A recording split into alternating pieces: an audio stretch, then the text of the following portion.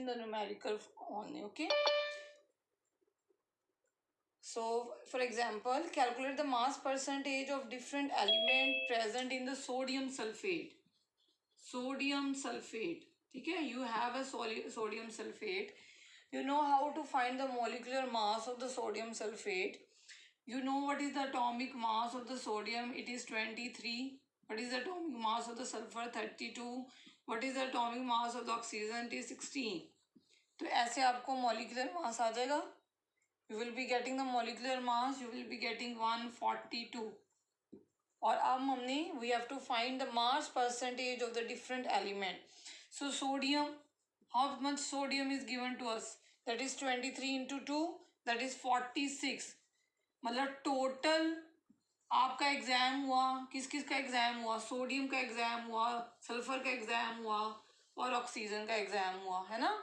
तो सोडियम के मार्क्स इतने आए, 32 इसके हैं और इसके 16 इंटू 4 हैं. टोटल में से इसके कितने हैं? 46. टोटल कितना है? 142 इंटू 100. ये इसकी परसेंटेज है. ठीक है. सल्फर कितना है? 32. सल्फर कितना है बेटे? 32 डिवाइडेड बाय 142 इंटू 100. ये इसकी परसेंटेज है. ऑक्सीजन कितना है? 64. ऑक्सीजन कितना है बेटे? 64. टोटल कितना है? 142 इंटू 100. ये इसकी परसेंटेज है. तो इस पर्टिकुलर एलिमेंट में जो कि हमारा सोडियम सल्फेट है, उसमें सोडियम कितना है? वो क्या है? 46 मास. और टोटल मास कितना है? 142. तो सोडियम कितना परसेंटेज है? Find out. Hurry up, tell me the answer. Hurry up, hurry up. What is the answer of sodium you are getting? Always Divyanshi. I want other hand to be raised. Yes, Divitesh. Very nice. Very nice.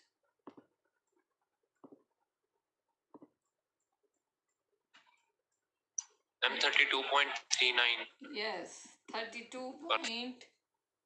I will write here 32.39. So what is the percentage of sulfur? I'm 22.53. It is 22.54 approximately. Now what is oxygen? I'm 45.07. 45.07. So it is very easy to calculate बेटे percentage. Percentage का मतलब क्या है? Total में से कितना into 100. That's it. ठीक है? तो percentage composition you will do in the empirical formula. Now I am taking a numerical which is given in your NCERT itself. 34th numerical. Let us see and practice one more regarding empirical formula. So numerical says to us, a welding fuel gas contain carbon and hydrogen only. One is a fuel gas which consists of only carbon and hydrogen. Burning a small sample of it in oxygen. You have burned this in oxygen. ठीक है? Carbon और hydrogen की बनी हुई है, means it is hydrocarbon. और अगर आपने ऑक्सीजन में बर्न किया तो आपको ऑब्वियसली हाइड्रोकार्बन से क्या मिलेगा? Carbon dioxide and water, giving you heat. You will get this one. Now again I am repeating the numerical. Welding fuel gas contain carbon and hydrogen only. Burning a sample of it in oxygen give 3.3 gram of carbon dioxide. So carbon dioxide we are getting 3.38 grams. Okay, 3.38 grams. And water we are getting is 0.690 grams. And no other product we are getting heat only. A volume of 10 liter. अगर हम 10 liter welding gas लेते हैं, volume of 10 liter measured at NTP, that is you have measured at normal temperature pressure. 10 liter of welding gas weighs, इसका जो weight है 10 liter का जो weight है, it will be coming to us is 11.6 gram. Okay, 11 point. So they are asking us to find out empirical formula, molar mass and molecular formula of the gas. ठीक है? So we have to find empirical formula, molar mass, and molecular formula of the compound. These three things we have to find, and we are only given, just see it. देखो, अगर मैंने carbon और hydrogen का compound oxygen में burn किया है बेटे, तो ये जो कार्बन आई है, इसमें जो कार्बन आई है वो इसी कार्बन से आई है, और ये जो हाइड्रोजन आई है वो इसी हाइड्रोजन से आई है, क्योंकि कुछ और तो हमने लिया ही नहीं है. ठीक है, तो हम अज्यूम कर सकते हैं, वी कैन अज्यूम कि ये जो कार्बन डाइऑक्साइड का वेट है is equal to carbon weight. We can assume अगर 44 ग्राम की कार्बन डाइऑक्साइड है तो इसमें 12 ग्राम कार्बन है और नॉट. 44 ग्राम में 12 ग्राम कार्बन है, we no.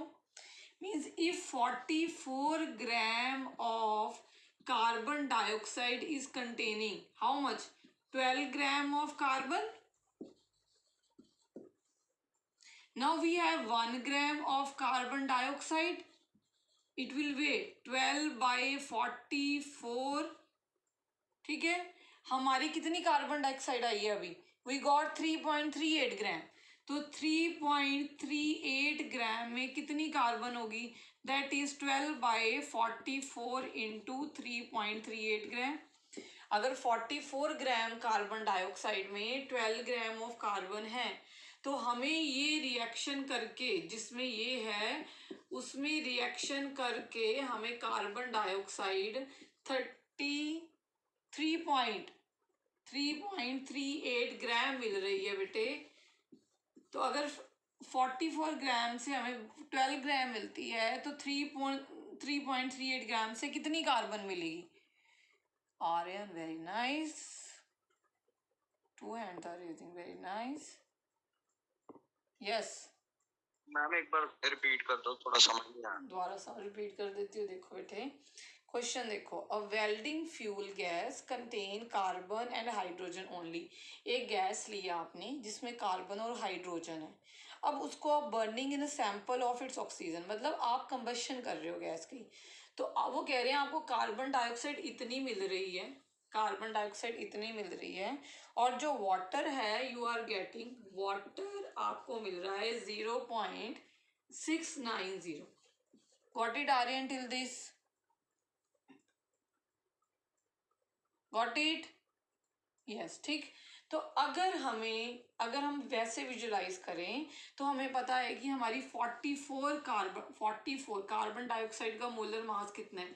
12 plus 16 into 2, that is 44 grams में कितनी ग्राम कार्बन होती है? 12 ग्राम. ठीक है, अब हमें कितनी मिल रही है बेटे? 3.38 ग्राम्स ऑफ कार्बन डाइऑक्साइड. तो 3.38 ग्राम कार्बन डाइऑक्साइड में कितनी कार्बन होगी? इतनी कार्बन होगी ना. Aryan got it? यस. तो हमने इतनी कार्बन निकाल ली. तो कितना आंसर आ रहा है आपका? Hurry up. One more hand is raising. हाँ जी बेटे मन्नत. मैम 0.92. हाँ, 0.9218, चलो जो भी आ रहा है, ग्राम ऑफ कार्बन. अब वैसे वाटर में कितनी हाइड्रोजन होती है? वाटर का, again I am writing here now, आपको पता है बेटे वाटर का मोलर मास 18 है. तो इसमें हाइड्रोजन कितनी है? 2 ग्राम. अगेन अगर 18 ग्राम ऑफ वाटर में हाइड्रोजन 2 ग्राम्स हैं, 1 ग्राम ऑफ वाटर में कितनी हाइड्रोजन होगी? That is 2 divided by 18. और हमने, हमारी आई कितने वाटर, हमें मिला कितना है बेटे? हमें मिला है 0.690 वाटर. तो हमें कितना वाटर, कितनी हाइड्रोजन मिली? इसका मतलब कितनी हाइड्रोजन थी? इतनी. स्टार्टिंग में इतनी हाइड्रोजन थी. क्या वैल्यू आ रही है आपकी?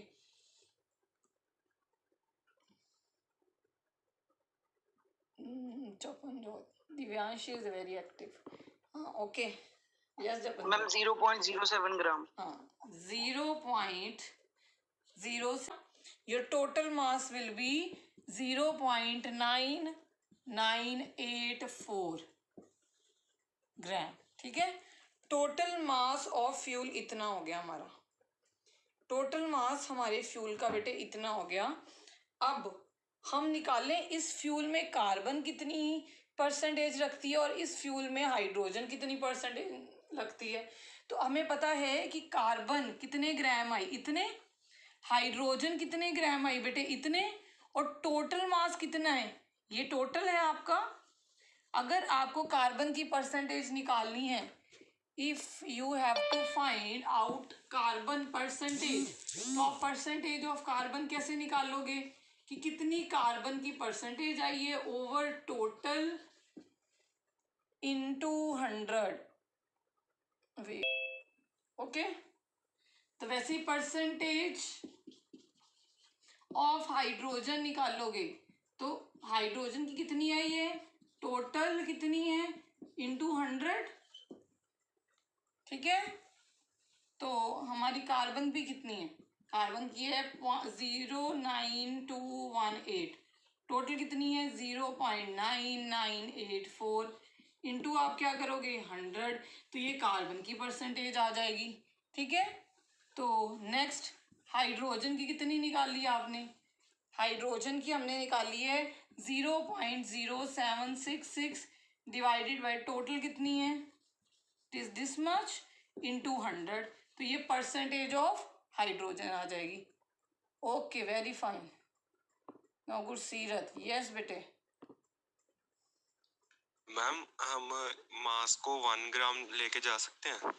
मास को 1 ग्राम कैसे आप कहना चाह रहे हो, टोटल मास जो आपने लिया है 0.9984, उसको हम 1 ग्राम लिख सकते हैं राउंड ऑफ करके? हाँ लिख लो, बट थोड़ी सी वेरिएशन आएगी, that is your wish, you can take off, round off तो आराम से कर सकते हो। उससे आंसर फिर सीधा आ जाएगा ना, 7.66% आ जाएगी कार्बन की और हाइड्रोजन की आ जाएगी 92.18%। हाँ आप ये कर सकते हो, अगर ऐसे टिपिकली ऐसे सॉल्व करते हो, you are getting 92.33 and here you are getting 7.67। बेटा वेरिएशन पॉइंट्स की आपके कोई मार्क्स डिडक्ट नहीं करते, you can do in any way, okay. Okay ma'am.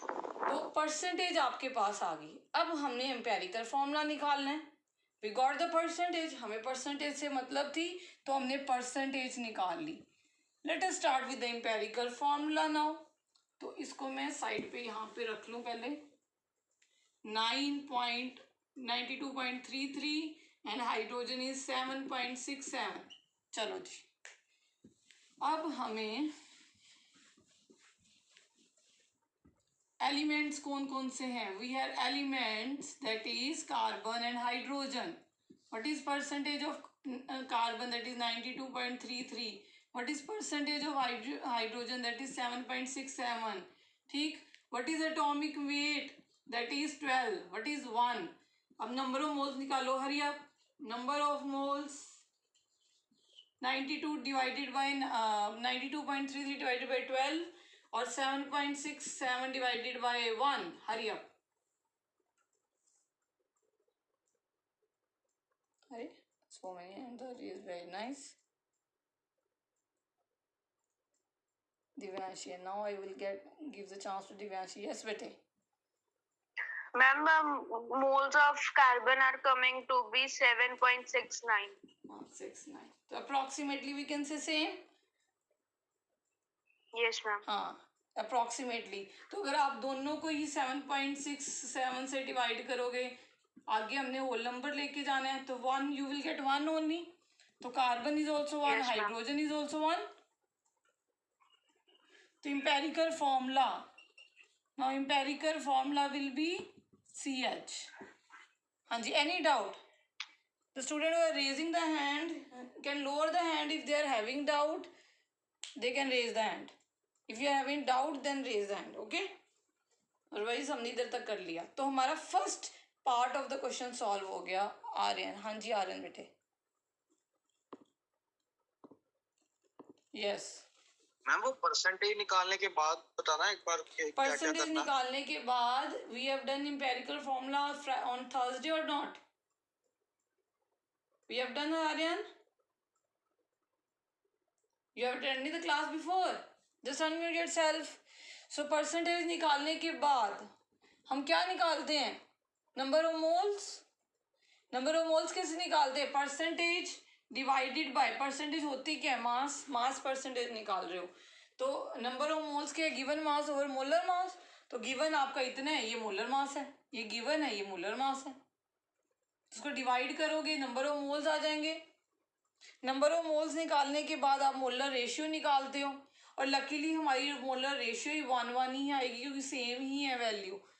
तो सिंपलेस्ट होल नंबर रेशियो भी 1 ही आएगी। Got it Aryan? Okay then, fine. तो एम्पिरिकल फॉर्मूला निकल गया। अब हमने बढ़ना है आगे, नेक्स्ट पार्ट, जो कि हमारा मोलर मास है और मॉलिक्यूलर फॉर्मूला निकालना है हमने। Molar mass and molecular formula.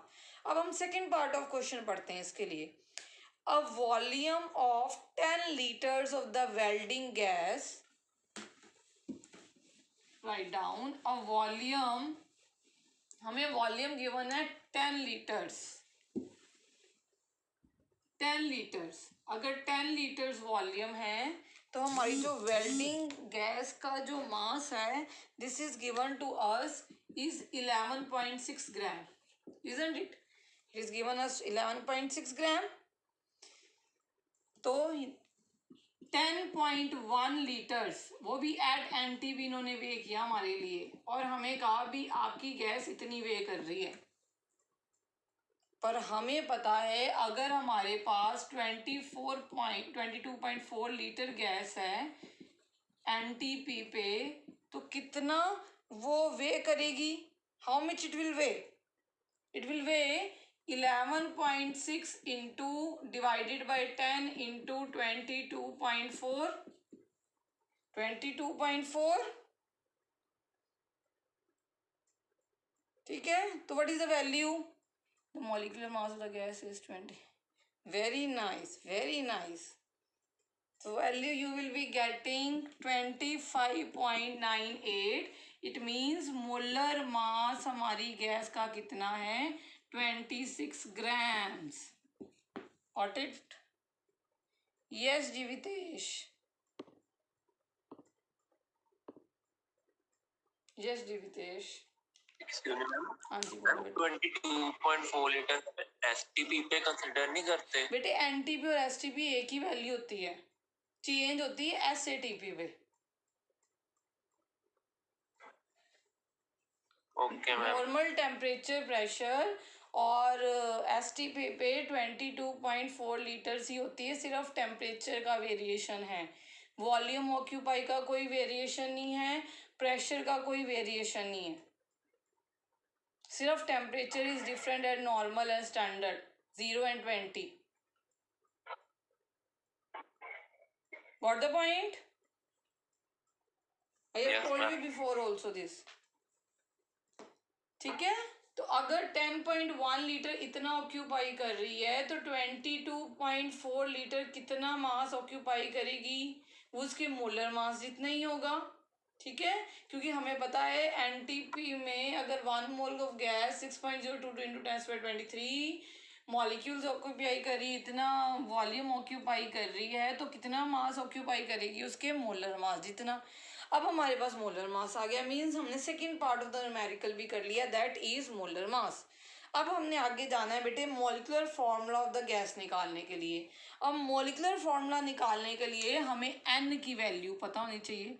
अब एन की वैल्यू क्या होती है? Molecular formula mass divided by empirical formula mass. अब मॉलिक्यूलर फॉर्मूला मास तो हमने 26 निकाल लिया, एम्पिरिकल फॉर्मूला आया क्या था? C H. तो सी एच क्या है? 12 + 1 = 13। 12 + 1 = 13। तो यहाँ पे आप 13 पुट कर सकते हो। तो एन की वैल्यू क्या आ जाएगी? एन की वैल्यू क्या आ गई बेटे? 2। The value of n will be 2। Now what is relationship between molecular formula and empirical formula? This is the relationship. तो molecular formula will be N multiply by CH, means N की value क्या है यहाँ पे 2, तो C2H2 will be your molecular formula. Any doubt? So what is this? This is ethine.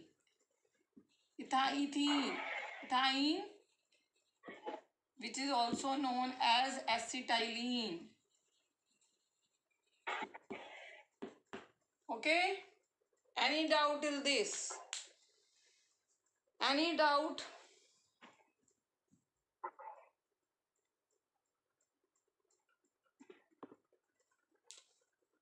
ठीक है.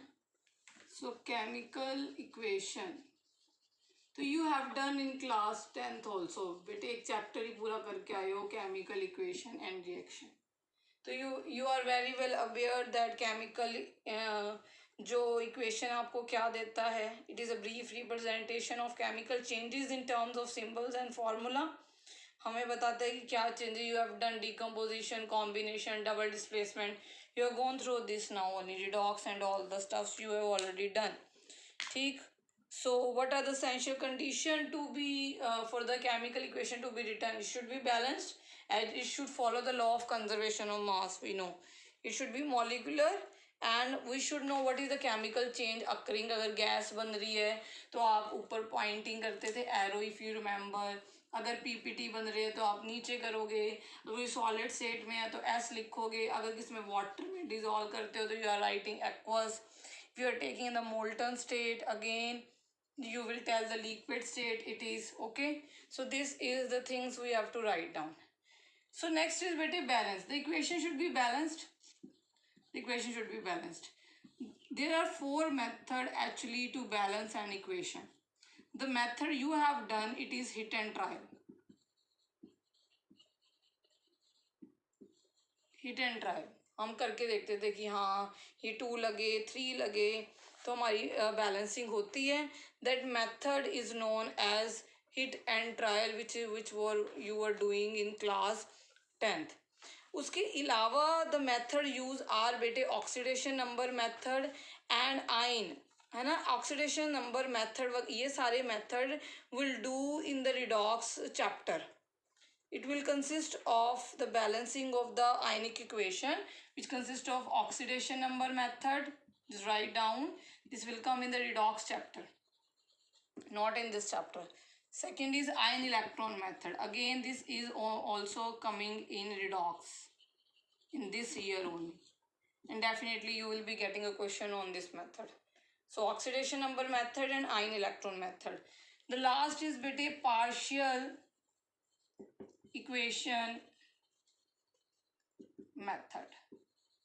Partial equation method में इक्वेशन को हम डिवाइड कर लेते हैं और उसके बाद बैलेंस करते हैं. सो अगेन बेटे if I tell you the partially means break करके लिखेंगे. ठीक है. So let me give an idea.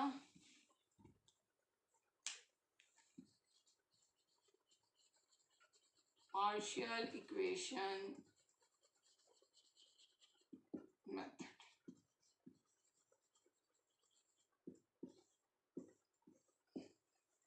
So you have equation like copper plus nitric acid give you copper nitrate and nitrogen oxide plus water. ठीक है. It is giving you nitric oxide, copper nitrate plus water. Now this equation is written partially in the steps. Her step में हम बताएंगे क्या हो रहा है. For example इस रिएक्शन में बेटे ये जो नाइट्रिक एसिड है ना, we will do in again, तभी मैंने कहा क्लास 12th में करोगे. ये एक ऑक्सीडाइजिंग एजेंट की तरह एक्ट करेगा. जब हम 15 ग्रुप पढ़ेंगे तो इसकी बहुत सारी रिएक्शंस आएंगी. ये एक ऑक्सीडाइजिंग एजेंट की तरह एक्ट करेगा. इसका काम होता है बेटे नेसेंट ऑक्सीजन देना. इसका काम होता है नेसेंट ऑक्सीजन देना. इसमें हाइड्रोजन गैस नहीं लाइब्रेट हो रही. यू हैव सीन, क्योंकि कॉपर जो है हाइड्रोजन से नीचे है रिएक्टिविटी सीरीज में. तो जब वो रिएक्टिविटी सीरीज में हाइड्रोजन को रिप्लेस नहीं करेगा, इस केस में नाइट्रिक एसिड एक ऑक्सीडाइजिंग एजेंट की तरह एक्ट कर रहा है. तो इसने नेसेंट ऑक्सीजन देना है, तो हम इस रिएक्शन को स्टेप बाय स्टेप स्टडी करते हैं और हर एक स्टेप को बैलेंस करते जाते हैं। For example nitric acid first step में हम दिखाते हैं कि ये टूट रहा है, किस में टूट रहा है, वाटर और आपको नाइट्रिक ऑक्साइड देके और साथ ही nascent oxygen. That is why हम कहेंगे कि ऑक्सीडाइजिंग एजेंट की तरह एक्ट कर रहा है। ठीक है, ये जो नेसेंट ऑक्सीजन है ये कॉपर को ऑक्सीडाइज करेगी, ये जो कॉपर है इस नेसेंट ऑक्सीजन को लेगी और initially it will change into copper oxide, initially it will change into the copper oxide. ठीक है, अब कॉपर ऑक्साइड जो ये नाइट्रिक एसिड है इसके साथ कंबाइन होके कॉपर नाइट्रेट बनाएगी, it will turn into copper nitrate giving you water, giving you water. तो अगर हम इक्वेशन को अलग अलग पार्ट्स में डिवाइड करें तो it will come to like this. अब हम हर पार्ट को हम बैलेंस करेंगे अलग अलग किसी मेथड से। एक ही आता है हमें हिट एंड ट्रायल से मेथड से करेंगे कि इक्वेशन देखेंगे बैलेंस हो रही है कैसे हो रही है। तो when you will be balancing you will be putting here 2 and here you will be putting 2, the equation will be balanced. ये तो ऑलरेडी बैलेंस है, इसमें कुछ नहीं हमने किया। ठीक है, और इसमें हमने यहाँ पे 2 लगा दिया। तो ऐसे तीनों पार्ट्स को हमने बैलेंस कर दिया, क्योंकि इसमें बेटे again I am saying nitric acid is acting an oxidising agent. इसने कैसे ऑक्सीडाइज किया तो हमने ये तोड़ा, दिस इज कॉल्ड मैकेनिज्म। अगर मैं इसको बोलूँ ये क्या लिखा है मैंने, this I have written mechanism of the reaction, कि ये सारा कुछ हुआ कैसे। ठीक है, this is a mechanism of the reaction. तो हमने ये लिख लिया, मगर हमने फाइनली इक्वेशन क्या लिखनी है, हमने फाइनल ये लिखनी है। तो इक्वेशन में हमें क्या नज़र नहीं आ रहा, इक्वेशन में हमें नेसेंट ऑक्सीजन नहीं नज़र आ रही। अच्छा, यहाँ पे नेसेंट ऑक्सीजन 3 बनाओगे बेटे, then it will be balanced. Nascent oxygen will be 3। अब जो चीज़ हमें इक्वेशन में नज़र नहीं आ रही वो हमें नहीं चाहिए। तो हमें क्या नहीं नज़र आ रही है, हमें नेसेंट ऑक्सीजन नहीं नज़र आ रही, हमें कॉपर नज़र आ रही है, हमें क्यूप्रस ऑक्साइड भी नज़र नहीं आ रही। देखो, हमें क्यूप्रस ऑक्साइड भी नज़र नहीं आ रही, we are not getting any cuprous oxide here. ठीक है, तो पहले हम देखें बेटे इस ऑक्सीजन को, अगर इस ऑक्सीजन के साथ काटना हो, ये देखो अब मैं आपको बताऊं कैसे। अगर मैं सबको प्लस कर दूं, ऐड करूंगी ना इक्वेशंस को बेटे, just I am adding this equations. तो इस साइड मुझे क्या मिलेगा, nitric acid, copper, nascent oxygen, cuprous oxide, nitric oxide, इन सबको मैंने प्लस कर दिया। तो मुझे क्या मिलेगा, water, nitric oxide, nascent oxygen, cuprous oxide, copper nitrate and water. ये सब कुछ इधर मिलेगा मुझे, इधर ये वाला मिलेगा। मगर इधर भी ऑक्सीजन है, इधर भी ऑक्सीजन है। इधर कितने मोल्स हैं, 3, इधर कितने मोल हैं, 1 ही है। तो अगर मैं ये चाहती हूँ कि दोनों मोल माइनस हो जाएं तो इस इक्वेशन को मैं 3 से मल्टीप्लाई करूँगी। आप पूरी इक्वेशन को 3 से मल्टीप्लाई करते हो, क्योंकि आपने इसको इसके साथ, अगर मैथ में भी if you are having in the math 3a is equal to 3a, तो आप क्या करोगे, अगर इधर लेके आओगे 3a minus 3a will be 0, 3a minus 3a will be 0। तो मैं चाहती हूँ कि 0 हो जाए, क्योंकि मेरी फाइनल इक्वेशन में नहीं है। तो अगर ये 3 थे, इनको भी 3 बनाने के लिए आई हैव मल्टीप्लाइड बाय 3, मगर अगर मैंने इसको 3 बनाया, अगर मैं लेट मी राइट हियर, तो ये 3 कॉपर बन गए और ये 3 नेसेंट, क्योंकि मुझे पूरी इक्वेशन से ये मल्टीप्लाई करना पड़ेगा, क्योंकि अगर अकेली मैं नेसेंट ऑक्सीजन से मल्टीप्लाई नहीं कर सकती। क्यों नहीं कर सकती अकेली नेसेंट ऑक्सीजन से, क्योंकि अगर अकेली नेसेंट ऑक्सीजन से मल्टीप्लाई करती हो तो पूरी equation law of conservation of mass नहीं एग्री करेगी। तो हमें पूरी इक्वेशन को ही मल्टीप्लाई करना पड़ेगा। तो मेरी इक्वेशन ये बन गई। अगर अब मुझे क्यूप्रस ऑक्साइड भी नहीं चाहिए, अब यहाँ पे तो 3 बन गई क्यूप्रस ऑक्साइड, तो यहाँ पे भी 3 बनाने के लिए मैं इस इक्वेशन को भी 3 से मल्टीप्लाई करूँगी। अब ये क्या बन गया, देखो ये बन गया 3 क्यूप्रस ऑक्साइड। अब 2 3 यहाँ पे क्या बन गया 6, ये क्या बन गया 3 और ये भी क्या बन गया 3। अब 3 क्यूपरस ऑक्साइड से 3 क्यूपरस ऑक्साइड गए, 3 नेसेंट ऑक्सीजन से 3 नेसेंट ऑक्सीजन गए। अब एंड में मेरे पास कितने नाइट्रिक एसिड बच रहे हैं, 2 ये रहे और 6 ये रहे, means 8। I am getting 8 nitric acid here, I am getting 8 nitric acid here. ठीक है, 2 ये रहे 6, हमने सभी इक्वेशंस को ऐड करना है। 2 ये रहे और 6 ये, 2 + 6 इज 8। ओके, कितने कॉपर है, कितने कॉपर है 3। अब इस साइड आ जाओ, कॉपर नाइट्रेट कितने हो गए थे हमारे 3, तो we will write 3 here. Nitric oxide कितनी हो गई थी 2 है, ये 2 है, और वाटर 4।